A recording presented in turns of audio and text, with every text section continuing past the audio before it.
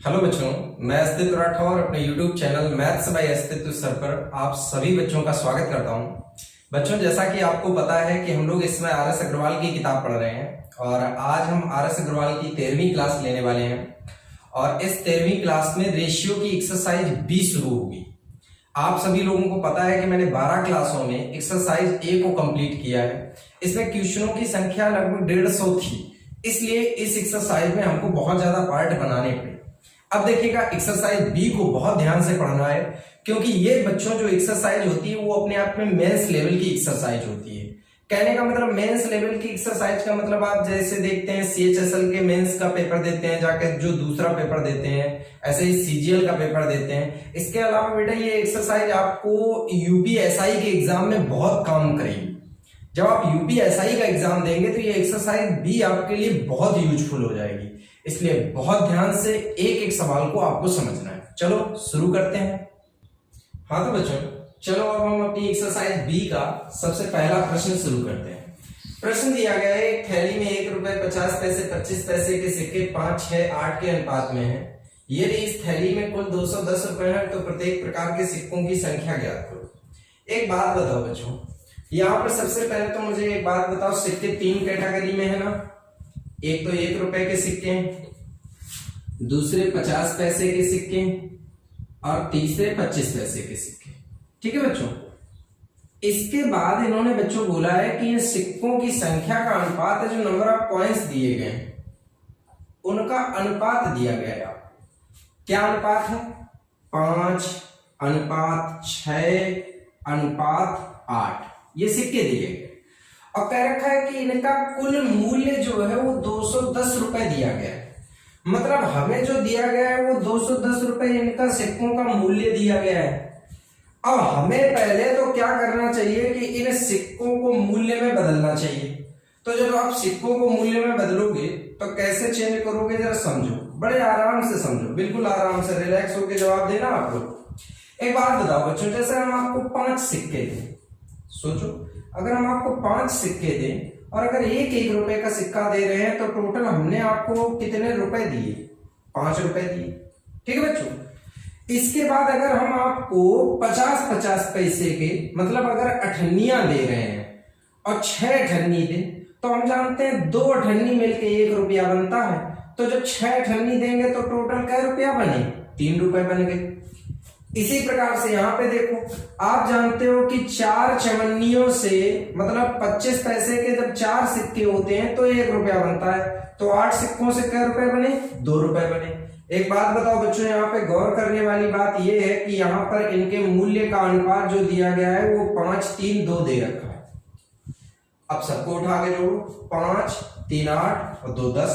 हमारे हिसाब से जो मूल्य 10 है वो सवाल में 210 है, तो इससे इसे काटोगे तो कै बार कटा? 21 बार। तो 1 की वैल्यू 21 मिल गई। हमसे पूछा गया है प्रत्येक प्रकार के सिक्कों की संख्या बताओ। तो भैया जी ये वाले सिक्के बनाओगे तो 21 पंचे 105, यहाँ पे गुणा करोगे 21 छक्का 126 और यहाँ पे गुणा करोगे तो 21 अट्ठे 168। मतलब यहाँ पर प्रत्येक प्रकार के सिक्कों की संख्या जो मिली वो 1 रुपए के 105, 50 पैसे के 126 और 25 पैसे के 168 सिक्के। तरीका आपको क्लियर हो गया होगा। बहुत ही अच्छे तरीके से सवाल को समझिएगा और नोट कर लीजिएगा। अब अगला प्रश्न देखो। हाँ तो बच्चों, अब जरा हम अपना दूसरा क्वेश्चन अगर देखें, बहुत अच्छे लेवल का प्रश्न है, बहुत ध्यान से समझना, बड़ा मजा आएगा आपको समझने में। कह रहा है कि ABC के पिछले वर्ष की आय का अनुपात 3, 4, 5। कहने का मतलब इतना आप समझ गए होंगे कि यहां पे मैं अगर ABC के पिछले वर्ष, यहां पे मैं लिख भी दे रहा हूं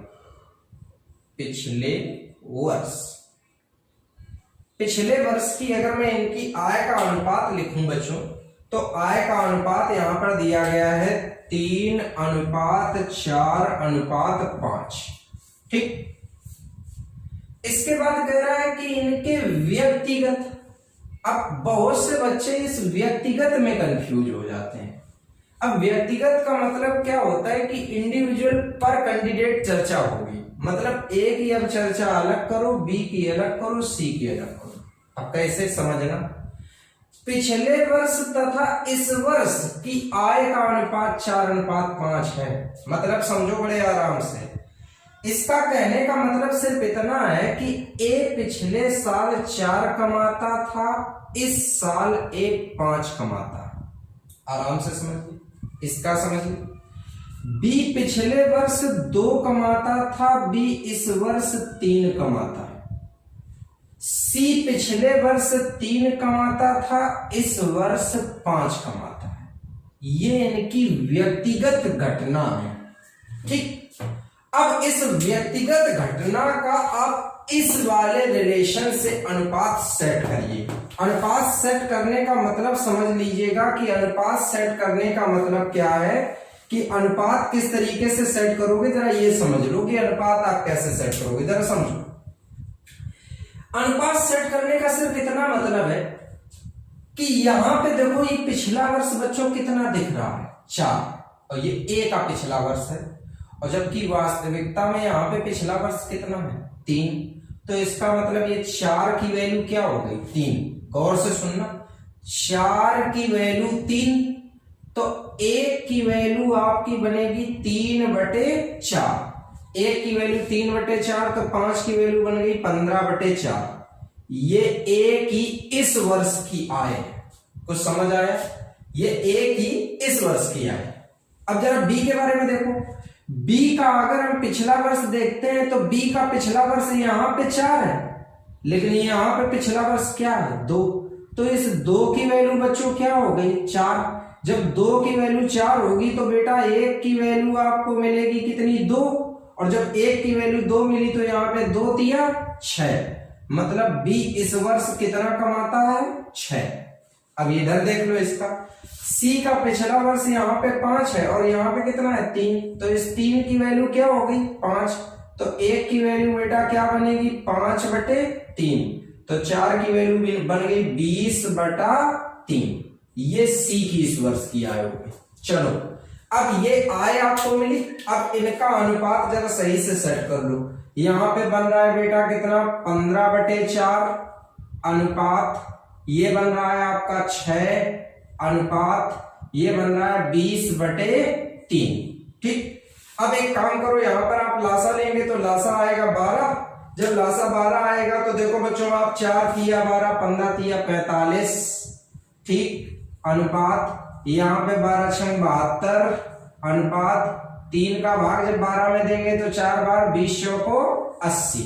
ये बच्चों हमारा इस वर्ष की आय का क्या बन गया, अनुपात बन गया। अब जब आपको ये आय मिल गई तो अब आप क्या करो, इस टोटल आय को उठा के जोड़ो। टोटल आय को उठा के जोड़ोगे तो देखो कितना बन रहा है यहाँ पर बच्चों, 2 और 5 कितना बना, 7। यहाँ पर मैं लिख दे रहा हूं 7 बना, और ये 8, 7, 15, 15 और 4 कितना, 19 बना। तो 197 की वैल्यू अगर आप देखेंगे, यहां पर 197 की वैल्यू आपको बेटा कितनी मिल गई है, यहां पर लिख दीजिएगा कितना, 78800, ठीक है। अब देखिएगा, जैसे ही आप इसको सिंपलीफाई करेंगे तो देखो यहां पर, ये देखो इससे कितने बार कट रहा है, 4 बार। 197 से काटोगे 4 बार कट जाएगा, तो 1 की वैल्यू आ गई बच्चों कितनी, 400। 1 की वैल्यू आपको 400 मिली। अब यहां पर आप इनमें से किसी की भी वर्तमान आय आप बता सकते हो। कैसे बता सकते हो, अगर आपको A की आय चाहिए तो जरा गौर करो, A की आय मतलब 45 की वैल्यू चाहिए, तो 45 की वैल्यू जब आप निकालोगे तो 45 चौका 180, मतलब इसकी आय बनेगी कितनी, 18,000, ठीक। जब बच्चों आप B की आय निकालोगे तो देखो B की आय यहाँ पर आपने कितनी लिखी है, 72। यहाँ पर जब आप 72 की वैल्यू बेटा सेट करोगे तो 72 चौको 288 आएगा, ठीक है, 288 मतलब 28,800 आ गया। फिर आप जब C की आय निकालोगे बेटा तो C की आय आपको कितनी दी गई है, 80। 80 की वैल्यू निकालोगे तो 8 चौको कितना बनेगा, 32, ये आ गया 32,000। तो यहाँ पर इन तीनों की आय आप किस तरीके से निकालोगे, आप अच्छी तरीके से इस प्रश्न को समझ गए होगे बहुत ही अच्छा प्रश्न है, बस आपको कूल होके समझना है इस प्रश्न को। मैंने आपसे पहले ही कहा कि ये प्रश्नावली बी आपके अच्छे लेवल की परीक्षाओं में काम करेगी आपकी, और बहुत अच्छी तैयारी इसके माध्यम से आप कर सकते हैं। एक बार मैं रिपीट कर देता हूं, पूरा प्रश्न सुन लीजिएगा आराम से। ABC 3 कैंडिडेट थे जिनके पिछले साल की आय 3, 4, 5 है, 3, 4, 5 है। फिर इनके व्यक्तिगत पिछले साल और इस साल का अनुपात, मतलब व्यक्तिगत का मतलब A का पिछला साल 4, इस साल 5, B का पिछला साल 2, इस साल 3, C का पिछला साल 3, इस साल 4। ठीक, अब हमें रेशियो को सेट करने के लिए क्या करना पड़ेगा कि हमें अपने इस पिछले साल से इस पिछले साल की तुलना करनी पड़ेगी। तो 4 की वैल्यू 3 हो गई तो 1 की वैल्यू 3/4, 5 की वैल्यू 15/4, 2 की वैल्यू 4 हो गई तो 1 की वैल्यू 2 निकलेगी तो 3 की वैल्यू 6। ये इस साल का वेतन हो गया। यहाँ पर देखो 3 की वैल्यू 5 हो गई तो 1 की वैल्यू 5/3, 4 की वैल्यू 20/3, ये इस साल का वेतन। अब हम इस साल के वेतन को जब हम अनुपात में बदलते हैं तो 45, 72, 80 बन जाता है। ठीक, हमने जोड़ा पूरा बनाया 197 की वैल्यू बच्चों आ रही है 78,800, 1 की वैल्यू आई 400, 45 चौका 180, 72 चौका 288 और 8 चौको 32, 18,000, 28,800 और 32। किस तरीके से बच्चों इसका आप आंसर निकालेंगे समझ गए होंगे। अच्छी तरीके से समझने के बाद प्रश्न को नोट कर लीजिएगा। अब अगला प्रश्न देखो। हाँ तो बच्चों अब जरा अगला क्वेश्चन देखिएगा, कितना इंटरेस्टिंग क्वेश्चन दिया गया है। एक कार के उत्पादन में 3 मदों में खर्च होता है। ये मद है खनिज पदार्थों का मूल्य, मजदूरी, ऊपरी खर्च।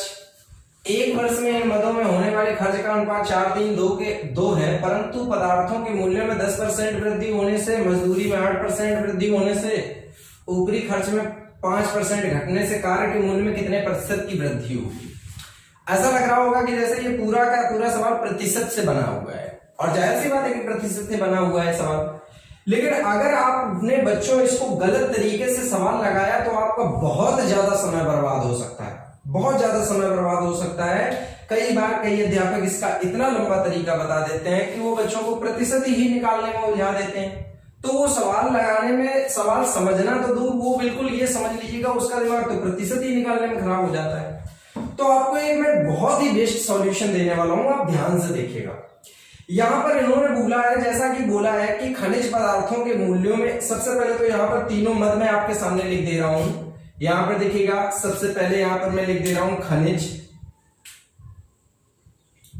खनिज, खनिज के अलावा क्या है, मजदूरी, मजदूरी, और मजदूरी के बाद फिर आपका क्या है, ऊपरी, ठीक, ऊपरी खर्च। अच्छा, इनका जो रेशियो दिया गया है वो रेशियो क्या दिया गया है, क्या दे रखे हैं, 4:3:2, 4:3:2। अब आपसे बोल रहा है कि भैया यहां पर इसमें 10% खनिज में वृद्धि हो रही है। आपको मैं डायरेक्ट और बेस्ट मेथड बताने वाला हूं, जरा गुणा कर दो, 4 × 40%। इसको ऐसा ही लिखा रहने देना, कुछ करना नहीं। ये वृद्धि है तो प्लस लगा लो। 8% की वृद्धि बोल रहा है तो 8 × 24 प्लस 8 × 24, 24% हो गया। यहां पर देखिएगा आपसे बोला गया है यहां पर फिर 5% घटा है, ऊपरी खर्च 5% घटा है तो घटने का मतलब -5 दूनी 10%, ठीक। फाइनल टोटल देखो, टोटल कितना हो रहा है, तो टोटल आप देखेंगे 40 और 24 कितना हो रहा है बच्चों, 64, 64 में 10 चला गया, कितना बचा, 54। आपके हिसाब से टोटल 54% की वृद्धि आ रही है। लेकिन गौर करो, ये 54% की वृद्धि इन सब में मिला के है, सब का मतलब कितना, 4, 3, 7 और 2, 9, 9 पर 54% देख लो तो प्रत्येक पर वृद्धि कितनी बनी जाके, 6%। इसका मतलब यहां पर आपको कार के मूल्य में कितने प्रतिशत की वृद्धि मिलेगी, 6% की वृद्धि मिलेगी बच्चों। तो किस तरीके से बच्चों आपको ये सवाल लगाना है एग्जाम में, ये बात आप अच्छी तरीके से समझ गए होंगे। बेमतलब की चीजों में मत उलझना, आप डायरेक्ट सवाल का बड़े आसानी से आंसर दे सकते हैं। अच्छी तरीके से आपको सॉल्यूशन समझ में आ गया होगा। चलो अब अगला प्रश्न देखते हैं बच्चों। हाँ तो बच्चों अब जरा चौथा प्रश्न देखिएगा। देखिएगा कहा गया एक विद्यालय में छात्र छात्राओं का अनुपात 3:2 है। इसमें 20% छात्रों और 25% छात्राओं को छात्रवृत्ति मिलती है, तो विद्यालय में कितने % विद्यार्थियों को छात्रवृत्ति नहीं मिलती। देखो आपको इस सवाल के लगाने का बहुत अच्छा तरीका बताऊंगा, कोई प्रतिशत का यूज नहीं करना है, आपको केवल लॉजिक सही तरीके से पकड़ना है। यहाँ पे सबसे पहले समझ लो, तो बॉय और गर्ल का अगर मैं रेशियो बनाऊं तो बच्चों 3:2 बन गया, ठीक है। अब यहाँ पर सबसे पहले जैसा कि बोला है कि 20% और 25% को छात्रवृत्ति मिलती है, तो आप भी गुणा कर लो, 20 60 हो गए, इनको मिलती है, और इधर 25 दूनी 50 हो गए, इनको छात्रवृत्ति मिलती है, ये परसेंट में, ठीक है बच्चों। जोड़ लो, दोनों को जोड़ो, यहाँ पे कितना आया 110% आया, और 110% इन 5 का भाग दे दो, जैसे ही 5 का भाग दोगे तो 22 पंचे 110, मतलब 22% कैंडिडेट पूरे स्कूल में ऐसे हैं जिनको छात्रवृत्ति मिलती है। मतलब पूरे स्कूल में 22% कैंडिडेट हैं जिनको छात्रवृत्ति मिलती है, लेकिन हमें पूछना है नहीं मिलती है। तो नहीं मिलती का मतलब आप जानते हैं कि पूरे स्कूल में 100% स्टूडेंट होंगे, और 100% में से अगर 22% छात्रवृत्ति लेते हैं तो इसका मतलब यहाँ पर कितने परसेंट को छात्रवृत्ति नहीं मिलती है? 78% को छात्रवृत्ति नहीं मिलती है। तो कैसे आप बच्चों इस सवाल को लगाओगे, आप अच्छी तरीके से समझ गए होगे, कोई डाउट नहीं हुआ होगा आपको। अच्छे से इन मेथड को समझ लीजिएगा। जिस दिन आपको ये मेथड समझ में आ गए उस दिन ये समझ लो एग्जाम में कोई भी चीज तुम्हारे लिए कठिन नहीं रह जाएगी। चलो अब अगले प्रश्न की ओर बढ़ते हैं। हाँ तो बच्चों, अब इस 5वें नंबर क्वेश्चन को बहुत ध्यान से समझना, क्योंकि इस प्रश्न में बहुत कैलकुलेशन होता है, लेकिन फिर भी मैं आपके कैलकुलेशन को बचाने की कोशिश करूंगा कि कम कैलकुलेशन में आपका काम हो जाए। बस सवाल ध्यान से लगाना, तभी आपको सवाल समझ में आएगा। बच्चों गौर करो, ए तथा बी की मासिक आय का अनुपात 5:4 है और मासिक खर्च का अनुपात 19:21 तथा उनकी मासिक बचत का अनुपात 37:18 है। ठीक है। यदि ए तथा बी की कुल वार्षिक बचत 66,000 है तो प्रत्येक की मासिक आय क्या? तो ऐसा करते हैं, सवाल को सबसे पहले यहीं से उठा लेते हैं। देखो यहाँ पे बचत की जानकारी है हमारे पास, और यहाँ पर देखो हमें बचत का अनुपात दिया गया है, तो इसको ही सेट करना है। अब बस समस्या ये कि ये मासिक बचत है, वो वार्षिक बचत है। तो बच्चों आपको वार्षिक बचत को मासिक में बदलना कोई कठिन काम नहीं है। 66,000 में तुरंत बच्चों आप किसका भाग दे दो? 12 का भाग दोगे तो 12 पंचे 60, 12 पंचे 60, मतलब आपका आ गया 5500 रुपए। इसका मतलब मासिक बचत 5500 रुपए हो गई। ठीक है। और यहां पे दे रखा है 37 और 18। आप देखो 37 18 क्या होगा? 55। यहां पर मैं लिख दे रहा हूं बचत 37:18 इक्वल टू, आप देखोगे तो 55, और 55 की वैल्यू बच्चों दी गई 5500। सॉल्व करेंगे तो एक की वैल्यू आपको मिलेगी बच्चों कितनी? 100। एक की वैल्यू 100 मिल गई बेटा। इसका मतलब इसकी बचत 3700 हो गई और इसकी बचत 1800 हो गई।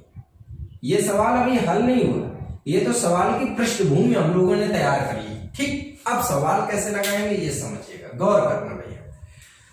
आपसे सबसे पहले यहां पर देखिएगा, यहां पर देखो सवाल में दिया गया है कि 2 कैंडिडेट ए और बी हैं मेरे भाई, गौर से समझना, जिनकी आय 5:4 है।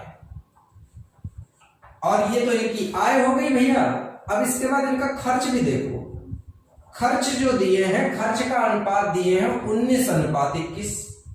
अच्छा ये एक बात बताओ, पहली नजर में जब तुम लोग इसको देखते हो सवाल को तो बहुत गुस्सा आता होगा। कैसे गुस्सा आता होगा कि देखो ये साला आदमी कमा 5 रहा, खर्चा 19 कर डाला, और दूसरे वाले को देखो कमा 4 रहा, खर्चा 21 कर रहा। ऐसा नहीं लगता है कि दिए गए आंकड़े जो है वो थोड़े से अजीब टाइप के? तो इन अजीब आंकड़ों को अगर आप सही तरीके से लगाना चाहते हो तो मेरे मेथड को बहुत ध्यान से समझना। अब इनकी यहाँ पे आप पहले बचत लिखो। अगर आप सही तरीके से आंसर देना चाहते हैं तो सबसे पहले यहाँ पे इनकी बचत लिखो। इसकी बचत बच्चों 3700 हो गई और इसकी बचत हो गई बेटा 1800। ठीक है। अब क्या करना है, आपको इनकी आय बतानी है। तो आय बताने के लिए नियम सीखो। आप इस ब्लॉक को आराम से बंद कर लो इस तरीके से, क्योंकि यही ब्लॉक इधर उधर गुणा करेगा। अब तरीका बहुत गौर से सुनना, गौर से सुनना। 19 को 76, ये सिर्फ अपने माइंड के आंकड़े हैं। 21 पंचे 105, इसके 105 निकला। ठीक। अब इसका और इसका बच्चों अंतर देखो। तो जब आप इसका और इसका अंतर देखेंगे तो आपको अंतर मिलेगा 15 में से 6 गया 9, बचा कितना 9, 9 में से 7 गया 2, अंतर आया 29 इन दोनों का। ठीक है, एक काम आपका कंप्लीट हो गया। अब अगला काम आपको क्या करना है, जरा गौर करो। ऐसे ही तिरछा गुणा नीचे भी कर लो, इसका गुणा इसमें करो, तो जब गुणा करोगे तो मैं लिख दे रहा हूं 19 का गुणा करोगे सबसे पहले 2 जीरो तो आ ही जाएंगे, 19 गुना 95, 19 सत्ते 133, 19 अट्ठे 152, 152 का 2 आएगा, हासिल हो गया 15 आपका। और 19 एक 19, तो 19 और 15 अगर जोड़ेंगे 9 5 14 का बच्चों कितना आ गया 4, और यहाँ पर कितना आ गया 3, 34,200 है। अब इसका भी गुणा इधर कर लो बच्चों, जब गुणा करोगे तो क्या आएगा 0 0, 21 सत्ते 147 का 7, 7 आ गया, हासिल 14 हो गया, 21 तिया 63, 63 और 14 जोड़ लो, 8 4 12 का कितना, यहाँ पे कितना हो गया 63 और 14 4 3 7 हो गया बच्चों, और ये कितना हो गया 7। ठीक, अगर आप यहाँ पर देखेंगे तो ये आ रहा है 77,700। ठीक है बच्चों, अब क्या करो, जैसे आपने यहां इन दोनों का अंतर निकाला था वैसे ही आप यहाँ पे भी इन दोनों का आप क्या निकाल लो, अंतर। अंतर जरा निकालो, तो अंतर निकालोगे तो 0 0, ध्यान देना। अब 7 में से 2 गया तो कितना आया बच्चों आपका 5 आया यहाँ पर। इस 7 में से 4 जाएगा तो कितना आएगा 3 आएगा, और इस 7 में से आपका 3 जाएगा तो कितना आएगा 4, कितना आ रहा है बच्चों 43,500। अब इस 29 की वैल्यू आप 43,500 करिए, जब सॉल्व करो, जब आप करोगे तो 29 की वैल्यू आप कितना करोगे 43,500। ठीक है, सॉल्व करो, 29 एकम 29, ठीक, एक बार 29 पंचे 145 मतलब 1500 आया। एक की वैल्यू आपको बेटा कितनी मिल गई 1500।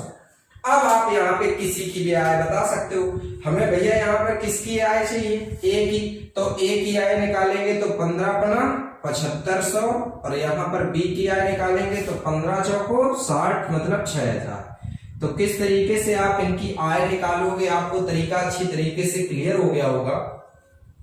हो सकता है अभी आपको थोड़ा सा ये मेथड लंबा लगे, लेकिन आप अगर इस सवाल को x के माध्यम से लगाओगे तो x के माध्यम से और ज्यादा लेंदी हो जाएगा और ज्यादा बड़ा हो जाएगा, फिर आपको हो सकता है कैलकुलेशन करने में भी दिक्कत हो और आप इसको सॉल्व भी सही तरीके से ना कर पाओ। बस एक बार ये मेथड आपको सही तरीके से अपने दिमाग में सेट करना है, बहुत आसान है, बहुत आसान। बस डिजिट का कैलकुलेशन थोड़ा, मैंने पहले ही आपको सवाल में बताया था कि डिजिट का कैलकुलेशन थोड़ा ज्यादा होने की वजह से आपको लग रहा है कि नहीं यार बहुत बड़ा सवाल है, लेकिन अगर डिजिट आप सही तरीके से, कोई सवाल में आसान डिजिट फंस गया तो फिर आप इस सवाल को तुरंत कर लोगे। इसलिए परेशान होने की आवश्यकता नहीं है, बहुत अच्छे तरीके से बस सवाल समझने की आवश्यकता है। और दूसरा एक चीज समझ लीजिएगा यार कि आप किसी अगर अच्छे लेवल की परीक्षा के लिए तैयारी कर रहे हैं तो ये क्वेश्चन उस एग्जाम के लिए डिजर्व करता है भैया। आपको ऐसे क्वेश्चन के पढ़ने और सीखने की आदत डालनी पड़ेगी। अगर आप एक अच्छे एग्जाम की प्रिपरेशन कर रहे हैं और अगर आपके दिमाग में ये चल रहा है कि नहीं यार हम तो काम चला रहे हैं, और बहुत से लोग काम ही चलाते हैं, तैयारी इसलिए नहीं वो करते हैं कि वो उनको सिलेक्शन लेना है, तैयारी वो इसलिए करते हैं क्योंकि उन्हें घर वालों को दिखाना है कि वो तैयारी कर रहे हैं, तो ऐसा काम मत करिए बेटा। तो सारी चीजों को अच्छे तरीके से समझिएगा और सीखिएगा। इस प्रश्न को अगर आपको ना समझ में आया हो तो दोबारा से रिपीट करके देखो, ठीक है बच्चों।